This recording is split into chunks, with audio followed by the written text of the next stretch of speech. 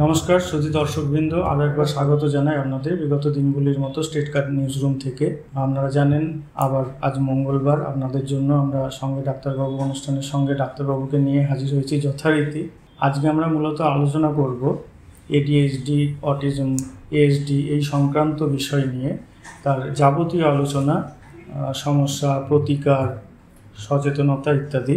প্রথমেই পরিচয় করে দিই আপনাদের জন্য অতিথি হিসেবে আমরা যে ডাক্তারকে আজকে এনেছি আমাদের স্টুডিওতে, তিনি ডাক্তার ডালিয়া চক্রবর্তী, BHMS। তিনি ভাতার চিত্তরঞ্জন রুরাল হসপিটালের সঙ্গে যুক্ত রয়েছেন।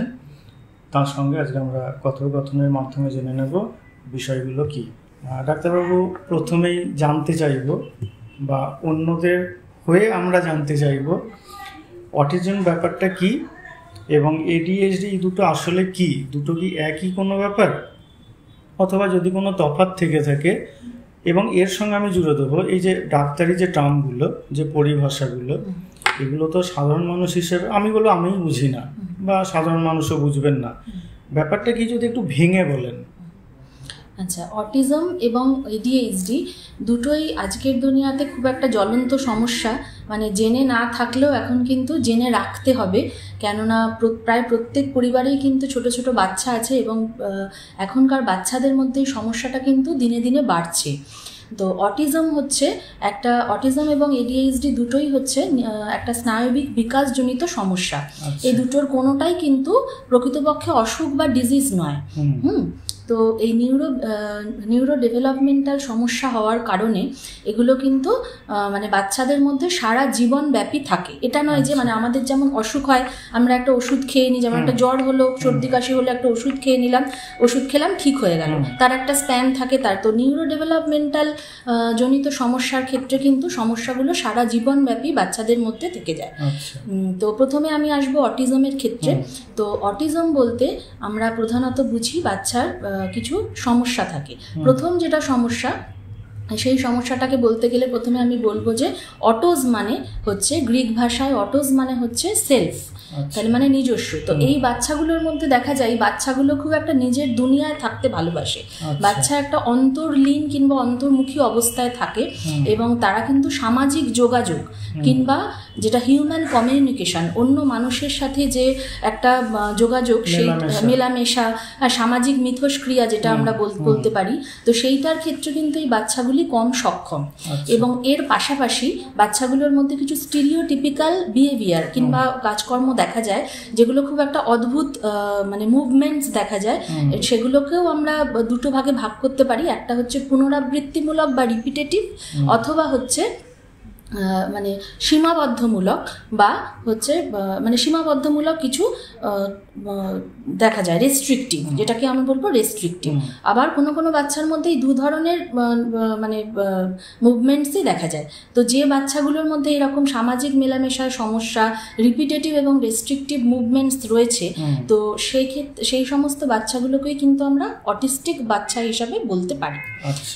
এবারে আসি যে ADHD এই টার্মটার ফুল ফর্ম হচ্ছে attention deficit hyper activity disorder. অনেক বড় টার্ম। তো এটা আমি একটু ভেঙে বলছি। তাহলে অ্যাটেনশন ডেফিসিট মানে একটা প্রথমেই বোঝা যাচ্ছে যে মনোযোগের সমস্যা, অভাব, মনোযোগের অভাব। এবং হচ্ছে হাইপার অ্যাক্টিভিটি মানে হচ্ছে অতি সক্রিয়তা বা অতি চঞ্চলতা। তো এই বাচ্চাগুলোরও তিনটে ক্লাসিক্যাল সিমটম আমরা দেখতে পাই। প্রথমটা আমরা দেখতে পাই যে হাইপার অ্যাক্টিভিটি, সেটাকে অতি সক্রিয়তা বা অতি চঞ্চলতা। নাম্বার 2 যেটা, সেটা হচ্ছে ডিস্ট্রাক্টিবিলিটি বা ইনঅ্যাটেন্টিভিটি, মানে যেটা অমনোযোগিতা। এবং নাম্বার 3তে যেটা আমরা দেখতে পাই সেটা হচ্ছে ইম্পালসিভিটি বলতে গেলে এটা বোঝায়, বাংলায় বলতে গেলে বলতে হয় যে একটা ভেতর থেকে একটা অপ্রতিরোধ্য একটা তাড়না বাচ্চার মধ্যে তৈরি হয় যে এই কাজটা আমাকে করতেই হবে। হ্যাঁ, তো এই তিনটে যে বাচ্চার মধ্যে থাকে এবং স্থান কাল ভেদে যদি এটা 6 মাসের বেশি স্থায়ী হয়, তখন কিন্তু সেই বাচ্চাটাকে আমরা এই হাইপার অ্যাক্টিভিটি মানে ADHDর বাচ্চা বলবো। কেননা বাচ্চারা স্বভাবতই চঞ্চল, কিন্তু এই চঞ্চলতাটা কিন্তু স্বাভাবিকের থেকে একটু অন্যরকম। এবার যেটা এরই সঙ্গে চলে আসে যে প্রশ্নটা অবশ্যম্ভাবীভাবে, অটিজম বা ADHD এরা কি সম্পূর্ণভাবে কিছু আলাদা নাকি আবার সামান্য কিছু কোথাও মিলও থেকে থাকে? আচ্ছা, অটিজম এবং এডিএইচডি মিল তো অবশ্যই আছে। এটা হচ্ছে যেহেতু একটা স্নায়বিক বিকাশজনিত সমস্যা দুটোই, তো এবং এর সাথে যেটা হয় যে অনেক সময় এডিএইচডির বাচ্চার মধ্যেও অটিস্টিক কিছু ফিচার দেখা যায়, আবার অটিজমের মধ্যেও এডিএইচডির কিছু ফিচার আমরা দেখতে পাই। মানে এই দুটো একে অপরের সাথে আমরা যেটা বলি কোমরবিডিটি হিসাবে কিন্তু কোনো বাচ্চার মধ্যে থাকতে পারে, আবার এই দুটোই কিন্তু অন্য ডিজিজের সাথেও কোমরবিডিটি হিসাবে অন্য ডিজিজের সাথে বাচ্চার মধ্যে থাকতে পারে। এটা হচ্ছে প্রথম কথা। দ্বিতীয় কথা হচ্ছে মিল হিসাবে বলতে গেলে দুটি সমস্যাই কিন্তু বাচ্চা ছেলেদের মধ্যে বেশি হয়। মানে অটিজমের ক্ষেত্রে mail is to female ratio আমরা বলবো 3:1, এবং এডিএইচডির ক্ষেত্রে এটা হচ্ছে 5:1। তো দুটির ক্ষেত্রে কিন্তু বাচ্চা ছেলেদের মধ্যে এই সমস্যাটা দেখতে পাওয়া যায় বেশি। এবং আরও যেটা 3 নম্বর বলবো যে এটা যদি আর্লি ইন্টারভেনশন, মানে খুব প্রাথমিক অবস্থায় যদি দুটি সমস্যায় ধরা পড়ে, তাহলে কিন্তু লাইফস্টাইল চেঞ্জ, মেডিকেশন এগুলোর মাধ্যমে কিন্তু এগুলোর অনেক উন্নতি সম্ভব। কিন্তু দুটি সমস্যায় কিন্তু কখনোই পুরোপুরি সারে না। হ্যাঁ, এটা কিন্তু সারা জীবনব্যাপী থাকে, যেহেতু এটা মস্তিষ্কের সমস্যা। আচ্ছা, এই যে সমস্যাটা বাচ্চাদের ক্ষেত্রে এবং বিশেষত এখন যেটা বললেন যে তুলনামূলকভাবে ছেলেদের মধ্যে কিছুটা বেশি, ছোট ছেলেদের মধ্যে, এটা কোন বয়স থেকে লক্ষ্য করা যায় মূলত? আর এর সঙ্গে আবার একটা প্রশ্ন চলে আসে, এই যে সমস্যাগুলো এগুলো কি জেনেটিক, পরিবেশগত, নাকি এর পিছনে আবার অন্য কোনো কারণ আছে? আচ্ছা, তো প্রথমেই বলি যে এই সমস্যাগুলো বাচ্চার 2 থেকে 4 বছরের মধ্যেই কিন্তু ধরা পড়ে। মানে যে বয়সে বাচ্চা, মানে প্রি স্কুল যে এজটা আমরা বলি, মানে এটা গ্রামের দিকে বাচ্চারা অঙ্গনারী সেন্টারে যায়, হ্যাঁ অঙ্গনারী সেন্টারে যায়, এবং শহরের দিকে যায় কিন্ডারগার্টেন বা প্লে স্কুলে। তো সেই বয়সেই কিন্তু এই বাচ্চার মধ্যে ফিচারগুলি দেখা যেতে শুরু করে। এবং মোটামুটি যখন তারা স্কুলে যায়, মানে দ্বিতীয় ধাপটায় শিক্ষার, আমাদের দেশে শিক্ষা ব্যবস্থার যে দ্বিতীয় ধাপটা, মানে যখন সে 5 বছর পরে স্কুলে ঢুকছে, তখন কিন্তু তার সিমটম ফ্লারিশ হতে শুরু করে। তখন কিন্তু মোটামুটি একটা বাচ্চাকে দেখে আপনি আইডেন্টিফাই করা যেতে পারে 5 থেকে 7 বছরের একটা বাচ্চাকে, যে সেটা সে অটিস্টিক চাইল্ড কিংবা এডিএইচডি চাইল্ড কিনা। আচ্ছা, এবার দ্বিতীয় প্রশ্নটা যেটা করলেন, যেটা জেনেটিক নাকি, তো এগুলোর পেছনে অ্যাকচুয়ালি এডিএইচডি এবং অটিজমের ক্ষেত্রে কিন্তু সঠিক কারণ এখনো অবধি নির্ধারণ করা সম্ভব হয়নি। বিজ্ঞানীরা এখনো চেষ্টা করছেন, নানান জায়গায় রিসার্চ চলছে যে কি কারণে ব্রেনের মধ্যে এই ধরনের সমস্যাগুলি আসছে। তো আমরা যেগুলো আইডেন্টিফাই করতে পেরেছি সেইগুলো হচ্ছে কিছু কিছু রিস্ক ফ্যাক্টর। তো এই রিস্ক ফ্যাক্টরগুলি কিন্তু অনেক রকম আছে, তার মধ্যে অবশ্যই একটি কারণ জেনেটিক। কিন্তু জেনেটিক বলতে যেটা বোঝায় যে জেনেটিক মানেই কিন্তু বংশগতভাবে নয়। হ্যাঁ, তো এই রিস্ক ফ্যাক্টরগুলো আমি আলোচনা করব, তার আগে আপনি এই প্রশ্নটা করলেন বলে আমি বলে নিচ্ছি যে জেনেটিক মানেই লোকে মনে করে এটা বংশগত। জেনেটিক মানেই কিন্তু বংশগত নয়। মানে একটা বাচ্চা যখন জন্মাচ্ছে তখন মায়ের জিন এবং বাবার জিন এদের থেকে কিন্তু কপি পেস্ট হয়ে, আমরা যেরকম কম্পিউটারের প্রোগ্রামিং করি সেই রকম জিন কিন্তু কপি পেস্ট হয়ে বাচ্চার মধ্যে আসছে।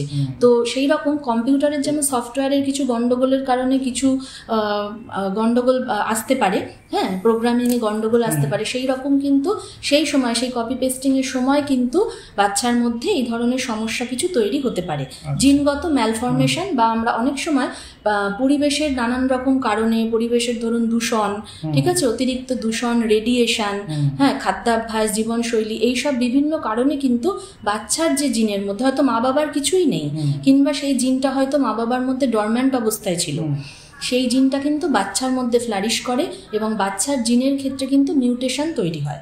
এই মিউটেশনের জন্য কিন্তু, এবং এই রকম প্রায় 2000 জিনকে কিন্তু অটিজমের জন্য দায়ী করা হয়েছে।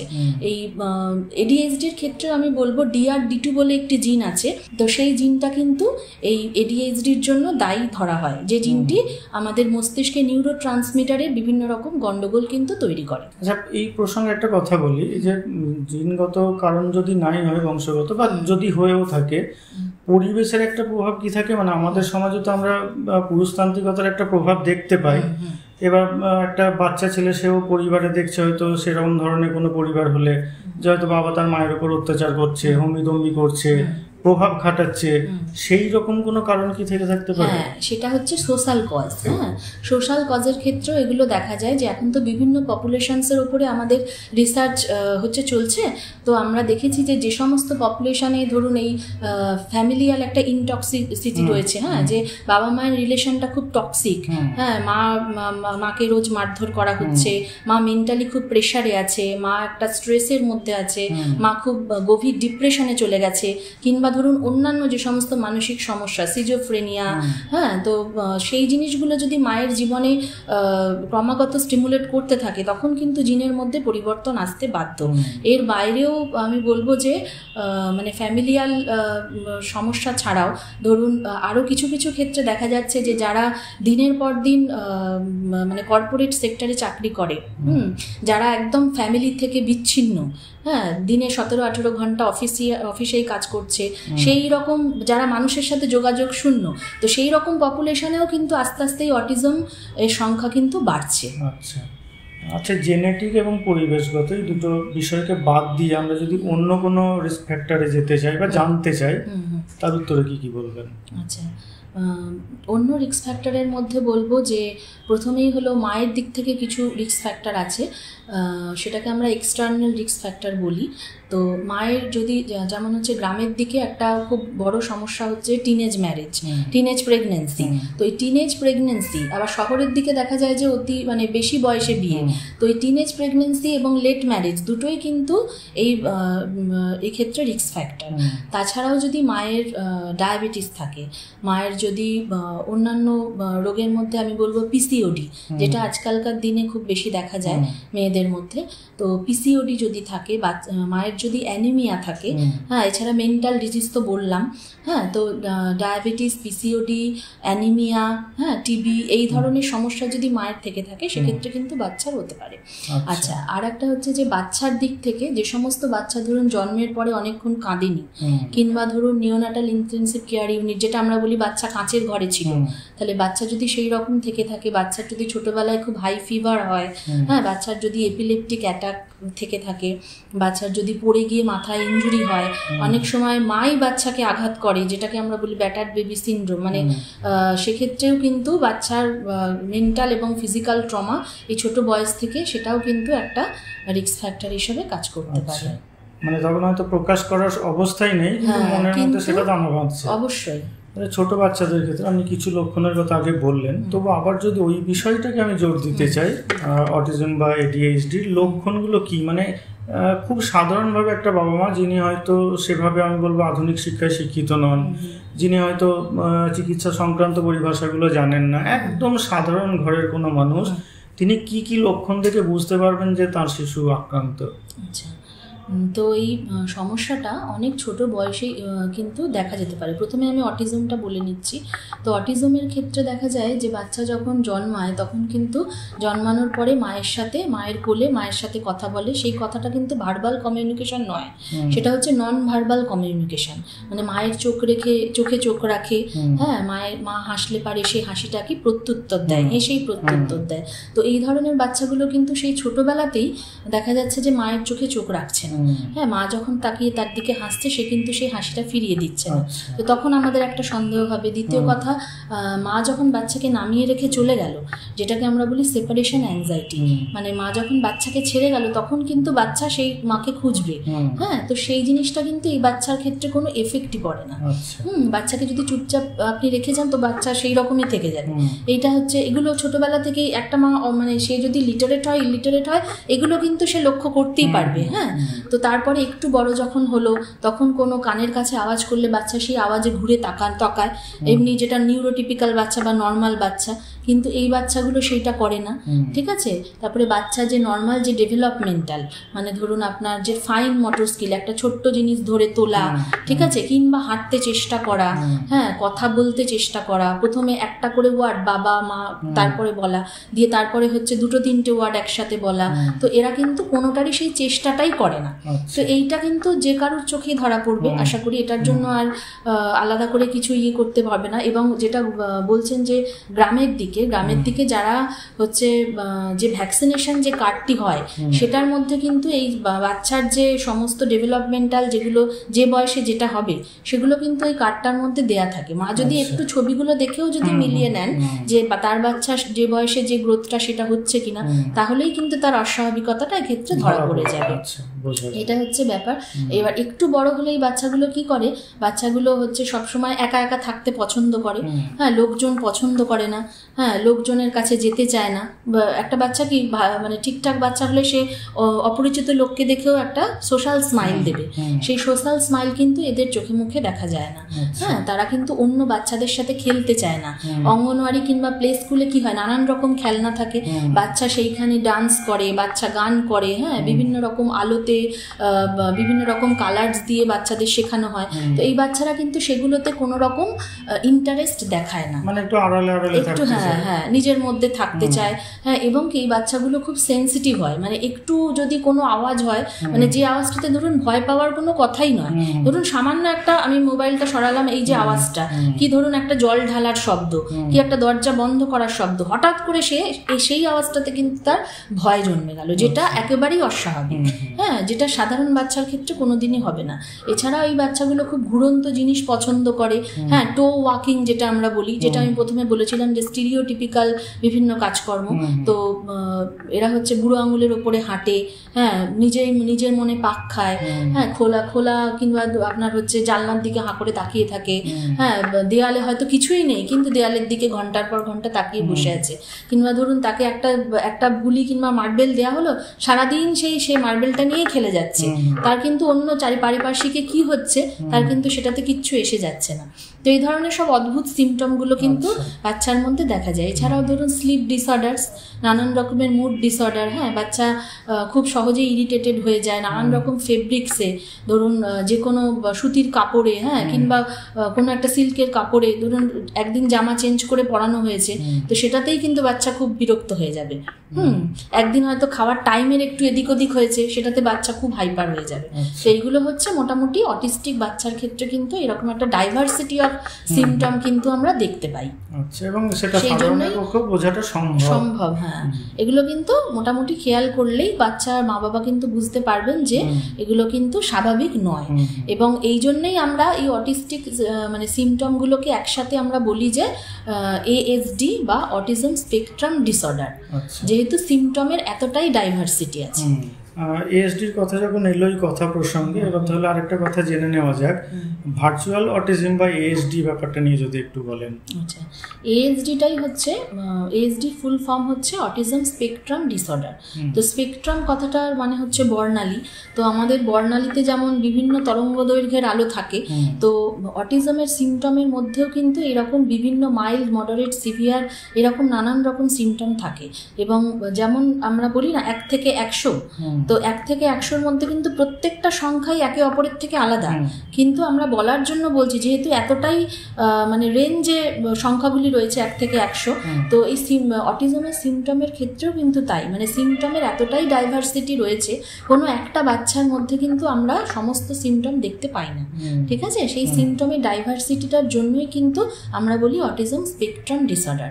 এছাড়াও আগে বিভিন্ন অসুখে দেখা যেত, যেমন কিছু হয়তো সোশ্যাল মিডিয়ার কিংবা ধরুন এই ওয়েব সিরিজ কিংবা সিনেমার জন্য কিছু লোকে জানে, যেমন অ্যাসপারগাস সিনড্রোম, হ্যাঁ, পারভেসিভ ডেভেলপমেন্টাল ডিসঅর্ডার। তো এই সমস্ত সিনড্রোমে মানে সিনড্রোমগুলোর মধ্যেও কিন্তু দেখা যায় যে সেই মেন সিমটম যেটা আপনার হচ্ছে সামাজিক যোগাযোগের অভাব, নিউরোটিপিক্যাল যেগুলো, স্টিরিওটিপিক্যাল যেগুলো তো কাজকর্ম, এইগুলো কিন্তু সেই সব ডিজিজের মধ্যেই প্রেজেন্ট। সেই জন্য একটা ছাতার নিচে কিন্তু এই সমস্ত ডিজিজগুলোকে আনা হয়েছে, এবং সমস্ত ডিজিজকে একসাথে কিন্তু আমরা বলছি অটিজম স্পেকট্রাম ডিসঅর্ডার। আচ্ছা, ভার্চুয়াল অটিজম, ভার্চুয়াল কথাটা মানে হচ্ছে কৃত্রিম। তো বোঝাই যাচ্ছে যে এটা অটিজমের মতো, কিন্তু এটা প্রকৃতপক্ষে কিন্তু অটিজম নয়। হ্যাঁ, ভার্চুয়াল অটিজমের বাচ্চার ক্ষেত্রে যেটা দেখা যায় যে এই বাচ্চাগুলো ছোটবেলা থেকে খুব বেশি গ্যাজেটস, মানে ইলেকট্রনিক গ্যাজেটস, মানে ধরুন ফোন হোক, মোবাইল হোক কিংবা ধরুন ল্যাপটপ হোক, কি ধরুন ট্যাবলেট হোক, হ্যাঁ, কি ধরুন ভিডিও গেমস হোক, তো এরা এই সবসময় এইগুলো ব্যবহার করতে করতে এরা এগুলোর মধ্যে এমন হারিয়ে যায়, মানে এদের কাছে কিন্তু সামাজিক যোগাযোগ জিনিসটা আস্তে আস্তে কমতে থাকে। তো এই ধরনের বাচ্চাদের যদি মানে সারাদিন তারা মোবাইল নিয়ে বসে থাকতে থাকতে কি হয়, ওই ছোটোবেলাতে যেহেতু 2 বছরের নিচে মানে আমাদের মেডিকেলে কিন্তু মেডিকেল শাস্ত্রে 2 বছরের নিচে কিন্তু এই ধরনের মানে ইলেকট্রনিক্স যে জিনিসগুলো এগুলো কিন্তু ব্যবহার করাই যায় না, ঠিক আছে? বিশেষ করে মোবাইল দেখা কিংবা এই যে সবসময় যেটা অডিও ভিজুয়াল জিনিসটা, এটা 2 বছরের নিচে কিন্তু ব্যবহার করাই যায় না। এবং 2 বছরের পরেও কিন্তু মানে দিনে 40 মিনিটের বেশি এটা কিন্তু ব্যবহার করা ওদের ক্ষেত্রে উচিত নয়, এবং সেটাও সপ্তাহে 2 থেকে 3 দিনের বেশি নয়। কিন্তু এই সমস্ত বাচ্চাগুলোর ক্ষেত্রে দেখা যায় হয়তো বাবা মা থাকে না, ঠিক আছে, বাবা মা হয়তো দুজনেই চাকরি করেন, একটা মেয়েদের কাছে রেখে গেছেন কিংবা দাদু ঠাকুমার কাছে রেখে গেছেন, তারা হয়তো নিজেরাই অশক্ত, ঠিক আছে, তো সামলাতে পারছে না। সেক্ষেত্রে বাচ্চার জগৎটা হয়ে যাচ্ছে সেই মোবাইল, একটা ভার্চুয়াল ওয়ার্ল্ড, এবং সেইটা কিন্তু যেহেতু ক্রমাগত অডিও ভিজুয়াল এই স্টিমুলেশনটা তাদের ব্রেনে যাচ্ছে, সেক্ষেত্রে কিন্তু তারা আস্তে আস্তে বাইরের জগৎ থেকে বিচ্ছিন্ন হয়ে পড়ছে। নিজে যে মানে কাজ করার যে ব্যাপারটা, হ্যাঁ, সেই কাজ করার ব্যাপারটাও তাদের আস্তে আস্তে কমতে থাকছে, এবং এরা কিন্তু একটা ওই রকম অটিজমের মতো সিমটমে আক্রান্ত হচ্ছে। কিন্তু এটা অবশ্যই রিভার্সেবল, যেহেতু এটা অ্যাকচুয়াল নয়, তাদের ব্রেনটা কিন্তু অটিজমে আক্রান্ত বাচ্চার থেকে অনেক মানে বেটার। কাজেই এক্ষেত্রে যদি আমরা স্ক্রিন টাইমটা কম করি, বাচ্চাকে যদি আবার সেই মানে সেই জিনিসটা যেটা পরিবেশের মধ্যে আবার ফিরিয়ে আনি, ফ্যামিলির লোকেদের সাথে যদি আবার কানেকশন বাড়াই, এটা কিন্তু আস্তে আস্তে সঙ্গ দেওয়া হয়, সাহায্য টাইম দেওয়া হয়, কোয়ালিটি টাইম স্পেন্ড করা হয়, তখন কিন্তু এটা আস্তে আস্তে আবার ঠিক হয়ে যেতে পারে। আচ্ছা, যে অটিজম বা এডিএইচডি নির্ণয়ের জন্য ধরুন কোনো বাবা মা হয়তো ব্যাপারটা খেয়াল করলেন যে তার সন্তানকে অন্যদের তুলনায় একটু অস্বাভাবিক লাগছে, কি ধরনের স্ক্রিনিংয়ের সাহায্য নেওয়া যেতে পারে বা কোন ধরনের ব্যবস্থা আমাদের বর্তমান সময়ে আর কি উপলব্ধ রয়েছে? আচ্ছা, তাহলে প্রথমটা যেটা বললাম যে নিজে নিজে তো এটা কিছু করা যাবে না, আমরা যদি কিছু অস্বাভাবিকত্ব দেখতে পাই অবশ্যই এটা শিশু বিশেষজ্ঞর কাছে যেতে হবে, কিংবা যেটা আরও বলবো যে আমাদের প্রত্যেকটা জেলাতে একটা ডিস্ট্রিক্ট আর্লি ইন্টারভেনশন সেন্টার আছে, তো সেই সেন্টারগুলোতে আমরা বাচ্চাকে নিয়ে যেতে পারি। তো সেখানে নিয়ে গেলে পারে সেখানে বিভিন্ন রকম পরীক্ষা বাচ্চার হতে পারে। বাচ্চার যদি খিঁচুনি কিংবা ঘুমানোর কোনো সমস্যা থাকে, সেক্ষেত্রে আমরা একটা হচ্ছে ক্লিনিক্যাল সিমটম দিয়ে আমরা সেটাকে স্ক্রিনিং করব, প্লাস তার বাইরে হচ্ছে মাথার ইইজি করতে পারি, ঠিক আছে, এমআরআই ব্রেন করতে পারি, হ্যাঁ, তার বাইরে হচ্ছে আমরা বিভিন্ন রকম মানে কোয়েশ্চেনারিজ আছে যেগুলোকে আমরা মানে অটিজম কিংবা এডিএইচডির জন্য জিজ্ঞাসা করা হয়। তো সেই কোয়েশ্চেনারিজ অনুসারে আমরা জিজ্ঞেস করলে সেই অনুযায়ী আমরা বাচ্চাকে ডিটেক্ট করতে পারবো। আচ্ছা, এর বাইরেও যেটা হচ্ছে বাচ্চার অন্যান্য রোগ মানে অন্যান্য কোমরবিডিটি আছে নাকি সেইগুলো দেখার জন্য আমরা প্রয়োজনীয় পরীক্ষাগুলো করতে পারি। যেমন ধরুন বাচ্চার অ্যানিমিয়া আছে নাকি, বাচ্চার থাইরয়েডের কোনো সমস্যা আছে নাকি, বাচ্চার অন্য কোনো অ্যালার্জি আছে নাকি, তো এইগুলোর জন্য বিভিন্ন রক্ত পরীক্ষা কিংবা এইসব করে ওগুলো স্ক্রিনিং করা যেতে পারে। তো এটা হচ্ছে বহুবিধ প্রসেস। প্রথমে যেটা আমাদের করতে হবে যে কোনো একটা শিশু বিশেষজ্ঞের কাছে কিন্তু বাচ্চাকে নিয়ে যেতে হবে। তিনি যদি রোগটাকে ডিটেক্ট করতে পারেন, তিনি যদি আইডেন্টিফাই করতে পারেন, তবে সেই সংক্রান্ত কিন্তু সমস্যাগুলো অনুযায়ী আমরা এগোবো। এর বাইরেও যেটা বলবো যে বাচ্চা যেহেতু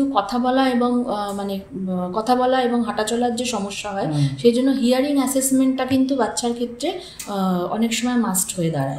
হ্যাঁ, হিয়ারিং অ্যাসেসমেন্টটা কিন্তু করাটা খুব দরকার, এবং বাচ্চার যেহেতু আলোতে সেন্সিটিভিটি থাকে, সেক্ষেত্রে চোখের পাওয়ারও স্ক্রিনিংটা করা যেতে পারে। হ্যাঁ, তো এই ধরনের এগুলো করলেই মোটামুটি কিন্তু বোঝা যাবে।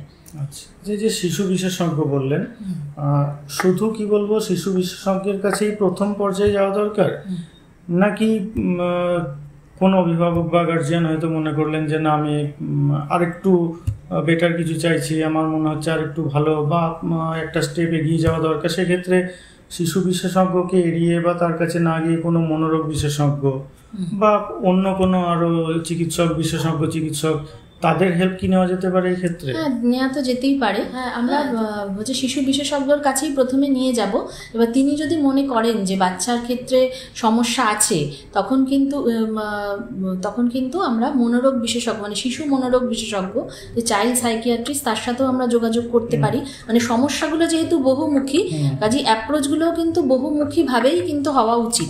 কনসাল্ট করতে গেলে কিন্তু আমরা বিভিন্ন থেরাপিস্ট বিভিন্ন হচ্ছে মনোরোগ বিশেষজ্ঞ, ডেভেলপমেন্টাল যারা পেডিয়াট্রিশিয়ান, তাদের ক্ষেত্রে তাদেরকেও কিন্তু কনসাল্ট করতে পারি। আচ্ছা আচ্ছা, যে শিশুটি ধরুন অটিজমে আক্রান্ত, একটা সময় গিয়ে সে নিজেও তো একটা কি বলবো, মানে সেও তো একটা ফিডব্যাক পাবে, একটা প্রতিক্রিয়া পাবে, পরিবার হোক, সমাজ হোক, বন্ধু বান্ধব হোক, যে আমায় যেন এড়িয়ে চলছে। এই রকম ক্ষেত্রে সে, মানে সেই আক্রান্ত শিশুটি সমাজে বলুন, স্কুলে বলুন, সে কি কি ধরনের চ্যালেঞ্জের সম্মুখীন হতে পারে? আচ্ছা, হ্যাঁ, সে বাচ্চাকে আমরা চেষ্টা করব যে তার যদি কিছু মেজর সমস্যা না থাকে তাহলে নর্মাল বাচ্চাদের সাথে স্কুলে পাঠানোর। হ্যাঁ, নর্মাল বাচ্চাদের সাথে যখনই একটা বাচ্চা, যখনই এই অটিজম কিংবা এডিএইচডির বাচ্চা স্কুলে যাবে, প্রথম যেটা হচ্ছে তার সেন্সারি ওভারলোড, যেটা বললাম যে এই বাচ্চারা খুব সেন্সারির দিক থেকে খুব মানে প্রচণ্ড আলো, শব্দ, এগুলোতে এরা খুব সেন্সিটিভ। তো স্কুলে ধরুন সব বাচ্চারা কি করে, খুব চেঁচামেচি করে, স্কুলে ঘন্টার আওয়াজ হয়, হ্যাঁ, বিভিন্ন রকম হচ্ছে ইনস্ট্রুমেন্ট থাকে, তো এরা কিন্তু এই সেন্সারি ওভারলোডটা প্রথম কিন্তু এদের কাছে ভীষণ চ্যালেঞ্জিং হয়ে যায়। হ্যাঁ, তো সেইটা একটা প্রথম ব্যাপার। দ্বিতীয় কথা হচ্ছে প্রথমেই এরা হচ্ছে অক্ষর, শব্দ, হ্যাঁ, এইগুলো কিন্তু এদের প্রথমেই মাথায় ঢোকে না, কিংবা ধরুন নিয়ম কানুন যেটা, হ্যাঁ, এডিএইচডির বাচ্চা যেমন প্রচণ্ড চঞ্চল, তো এদের ক্ষেত্রে কিন্তু স্কুলের নিয়ম কানুন কিন্তু এরা প্রথমেই মানতে পারবে না। হ্যাঁ, এবং আরও যেটা ব্যাপার, এদের মধ্যে অনেক সময় দেখা যায় যে অপরকে একটা আঘাত করার প্রবণতা কিংবা নিজেকে আঘাত করার প্রবণতা। হ্যাঁ, তো অতিরিক্ত চঞ্চলতার পরে কিন্তু এই জিনিসটাও আসে। তো সেক্ষেত্রে কিন্তু তারা যদি ভায়োলেন্সই তাদের মধ্যে কিছু চলে আসে, তখন কিন্তু তাদের থেকে কিন্তু অন্য বাচ্চাদেরও ক্ষতি হতে পারে, কিংবা অনেক সময় তাদের সেলফ হার্মও তারা করে দিতে পারে।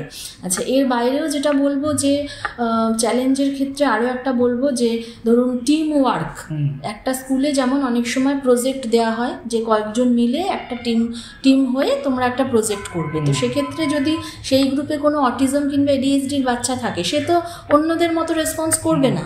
তো সেক্ষেত্রে কিন্তু তাকে মানে বুঝিয়ে সেখানে সেই কাজটার মধ্যে তাকে ইনক্লুড করতে হবে, সেটাও কিন্তু একটা তার কাছে বড় চ্যালেঞ্জ, এবং তাকেও অন্যদের সাথে মানিয়ে চলতে হবে, সেক্ষেত্রে সেটাও তার কাছে বড় চ্যালেঞ্জ।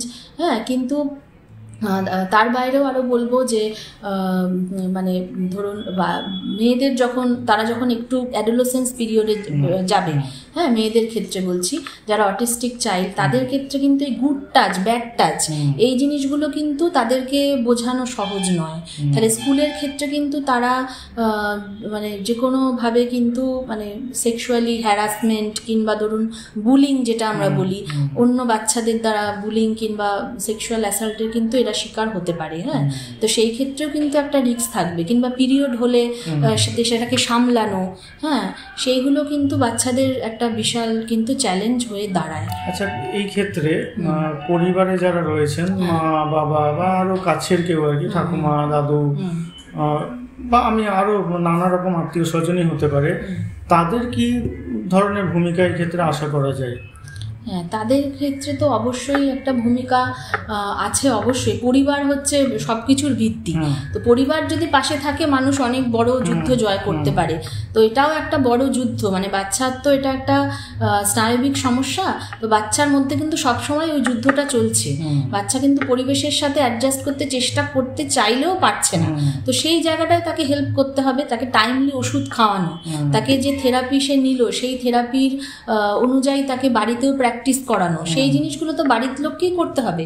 সেটা ডাক্তারবাবু একটা সময় বলে দেবেন যে এই জিনিসগুলো করতে হবে, কি যে থেরাপিস্ট তিনি বলে দিলেন যে এই জিনিসগুলো করতে হবে, কিন্তু সেই ওষুধটাকে নিয়ম মাফিক খাওয়ানো, হ্যাঁ, বাচ্চাটাকে নিয়মিতভাবে একটা পার্কে নিয়ে যাওয়া, সবার সাথে একটা মেলামেশা করানো, একটা বাচ্চা যখন বাইরে গিয়ে ধরুন এই চঞ্চলতার যে শিকার হয়ে যদি কিছু উল্টোপাল্টা করে ফেলে, সেইটাকে সামলানো, সেটা কিন্তু পরিবারের লোককে অত্যন্ত ধৈর্যের সাথে সেটা কিন্তু করতে হবে।